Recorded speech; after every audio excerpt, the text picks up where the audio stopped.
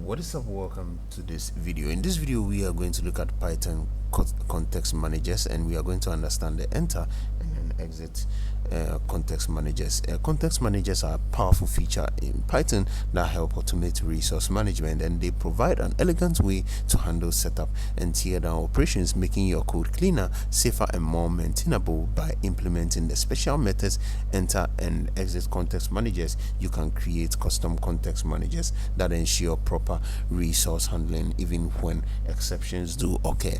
So what's the difference between the enter and the exit? The enter method actually is called when the entering with wait statement block, and it performs setup operations acquiring resources. Its return value is assigned to the variable after us and takes only the self parameter. Here's a small example here for you to try out, and we'll look at the exit method. So the exit method is actually called with the wait block, which performs cleanup operations, releasing resources, and it handles any exceptions that occurred in the wait block. Returns true to suppress exceptions, false to propagate them. So here's also another small code example for you to try out in VS Code to test this out. Thank you for watching this video.